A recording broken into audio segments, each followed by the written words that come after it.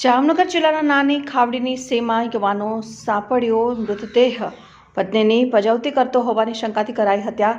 જામનગર તાલુકાના નાની ખાવડી ગામના એક યુવાનનો હત્યા કરાયેલો મૃતદેહ ગઈકાલે ગામની સીમાથી મળી આવ્યો છે। આ યુવાનની મોરબીના ટંકારા ગામના શખ્સે હત્યા કરી હોવાની આશંકા સેવી મૃતકના પિતાએ ફરિયાદ નોંધાવી છે। મૃતક યુવાન આરોપીના પત્નીને હેરાન કરતો હોવાની શંકાથી આ બનાવ બન્યો હોવાનું જાણવા મળી રહ્યું છે।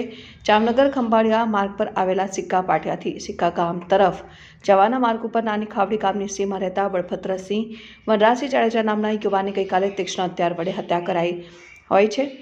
આ યુવાન શનિવારની રાત્રે પોતાના ઘરેથી નીકળ્યા પછી ગઈકાલે બપોરે તેઓનો મૃતદેહ મળી આવ્યો અને તેમના ગળા ઉપર તીક્ષ્ણ હથિયારનો ઘા જોવા મળ્યો।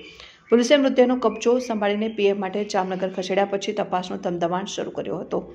આ બનાવમાં જાણવા મળતી વિગત મુજબ મોરબી જિલ્લાના ટંકારા ગામના જનકસિંહ વિક્રમસિંહ ઝાલા નામના શખ્સે તીક્ષ્ણ હથિયાર વડે બળભદ્રસિંહનું ગળું કાપી તેની હત્યા નિપજાવી છે અને જનકસિંહ અને બળભદ્રસિંહ વચ્ચે તકરાર થયા પછી જનકસિંહે હત્યા કરી હોવાની ફરિયાદ મૃતકના પિતા વનરાજસિંહ જાડેજાએ પોલીસમાં કરી છે।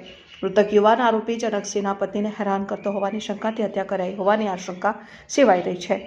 શનિવારે મોડી સાંજે બળભદ્રસિંહ પોતાના ઘરેથી નીકળ્યા પછી ગઈકાલે તેઓનો હત્યા કરાયેલો મૃતદેહ મળી આવ્યો છે। હત્યાના આરોપીના સિક્કા પોલીસ તથા એલસીબી દ્વારા સઘન દબાવવામાં આવી રહ્યા છે। गईकाल 8 दिसंबर 2024 को सिक्का पुलिस स्टेशन ने बीएनएस की कलम 103 के मुजब गुना दाखिल किया है। इसमें आरोपी जनक सिंह झाला ने विक्टिम बलभद्र सिंह जाडेजा का चाकू से गला काटकर हत्या कर दी। बलभद्र सिंह जाडेजा काफी लंबे समय से आरोपी की पत्नी को परेशान कर रहे थे। इसी के चलते दोनों में कहासुनी हुई और वो कहासुनी झप्पा झप्पी में बदल गई और आरोपी ने विक्टिम का गला काट दिया।